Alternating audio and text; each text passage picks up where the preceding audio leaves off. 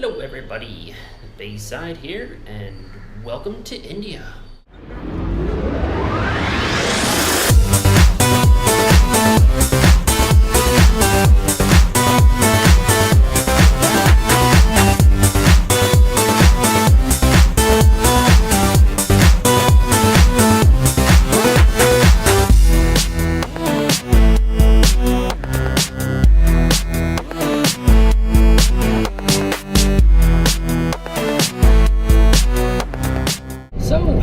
Hello everybody, Baysyde here.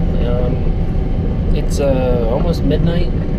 I am still on the flight out. I am at 31,000 feet over the Atlantic Ocean somewhere. I'm not exactly sure, but I have to admit that Qatar Airlines is straight amazing. I'm a 6'6" guy. As you can see, I'm having issues fitting in the bathroom here, and I fit. Like, there's no legroom issues, there's no nothing. They even gave me a pair of socks, like a sleep mat. Like, they give you like a whole bunch of stuff, and it's awesome. Dinner was delicious. Yeah. Anyway, I'll catch you guys later at the next update.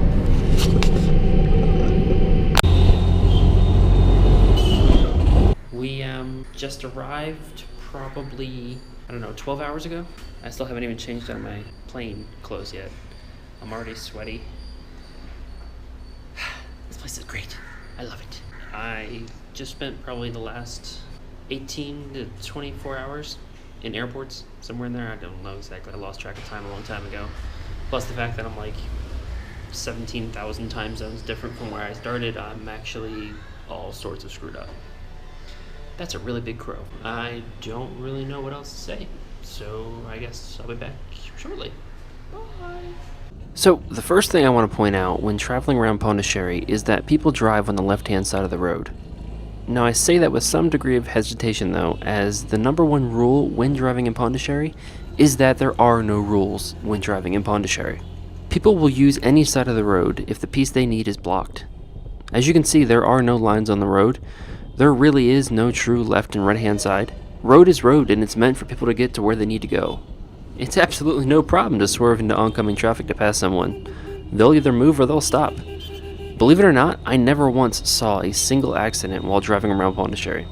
Next, I want to point out that everyone is always honking their horn. If you haven't heard it yet, pay close attention. You'll hear some really crazy horns too. They kind of sound like squeaks. Unlike in America, where the horn is used to alert somebody of just how incredibly and utterly stupid they're being, here they use their horn for everything. It could be to alert someone that they're going to pass them. It's used as a turn signal. It's used to say speed up. They use it when they're crossing intersections to kind of alert cross traffic that there's going to be somebody there. And yes, they also use it to call people idiots. As you drive around town, I want you to try to take notice that everything is written in 3 languages.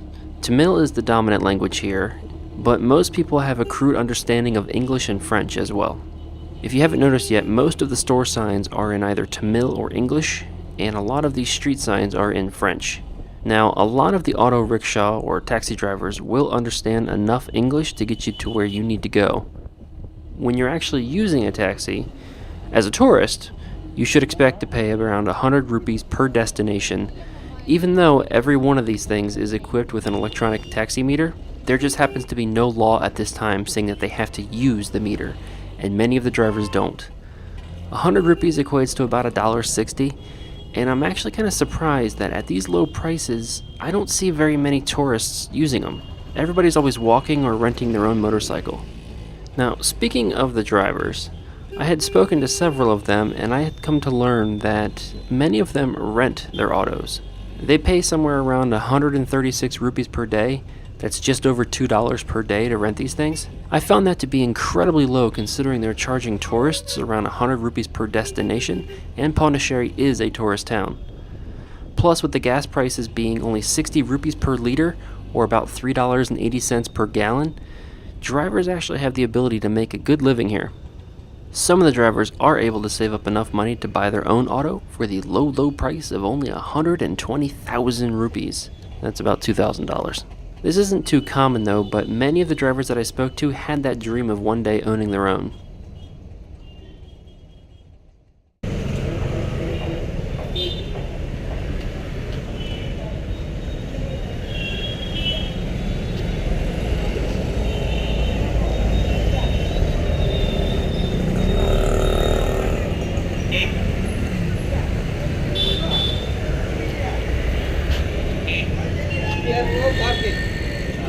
Two-wheeler. Gotcha.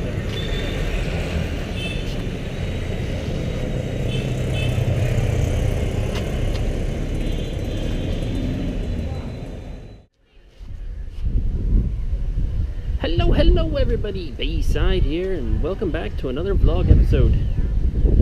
I'm sorry I keep filming up here on the roof. It's one of the few places I can escape the family to actually get a moment to myself.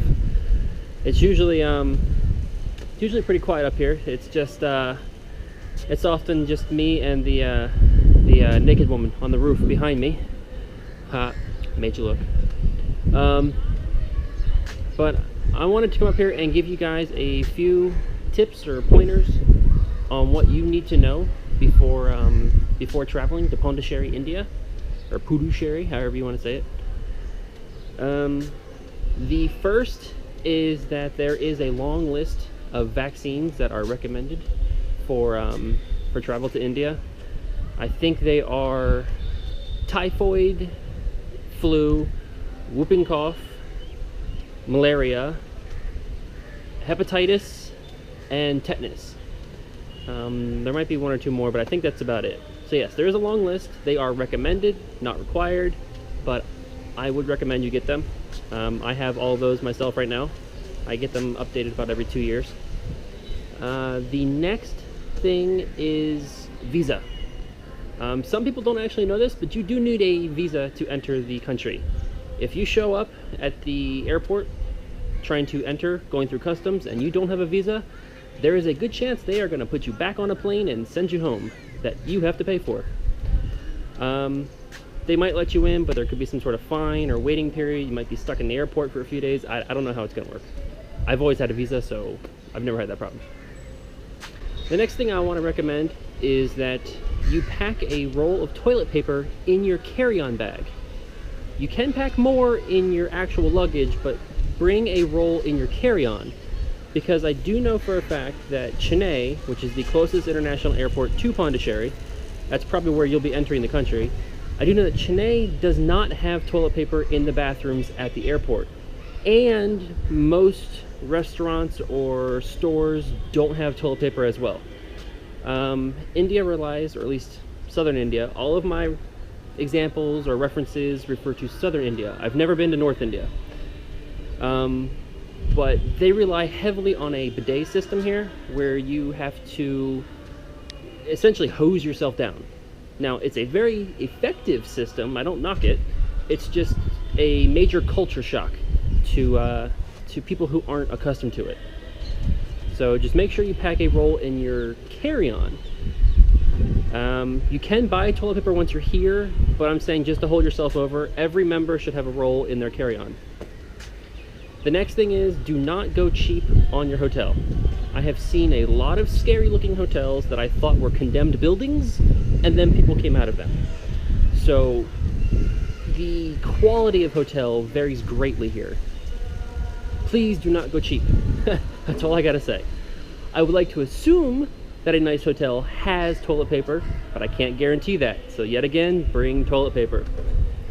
The next thing is crunchy snacks, or otherwise comfort foods. I personally brought a bunch of Slim Jims. It's an American meat snack. I love it. And trail mix, sort of a mixture of cashews, almonds, peanuts, raisins, and M&Ms. The reason you want crunchy foods and comfort foods is your stomach is probably going to get a little upset with the local food pretty quickly, and you're going to want something familiar just to kind of calm your stomach down. And most foods here in southern India are rather soft and bland, contrary to what you might think about Indian food.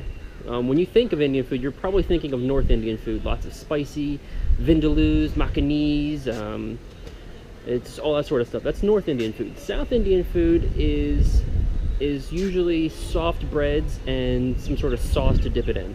They, like, every single meal will have sauce that you just dip or pour or whatever. It's just rice with bread and sauce. That's all South Indian food is.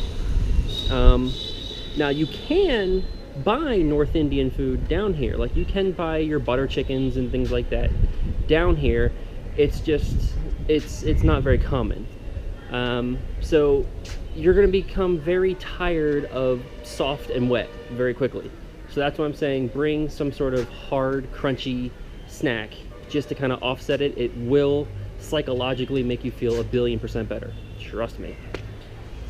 The next thing is, I don't think I have ever seen a currency exchanger at the airport. So I don't know if you're going to have the opportunity to exchange currency when you get off the plane. And if you need to get a taxi, which can run 5,000, 6,000 rupees from the Chennai International Airport down to Pondicherry, I don't know where you're going to get that money. We always bring that amount of money from the States, and we always make sure to take at least that much with us back to the States, just so we have enough each time we come. But you might want, I don't know, 6,000, 7,000 rupees. That's just about $100, $110, something like that. Yeah, I can't really think of anything else that you really need to know before coming. So I guess that's where I'm going to end the episode here. If I think of something between now and the time I actually post this video, I'll be sure to put it in the description down below. So please be sure to check out that description down there, just in case I missed something. But I guess that ends this episode. So until next time, everybody, Bayside out.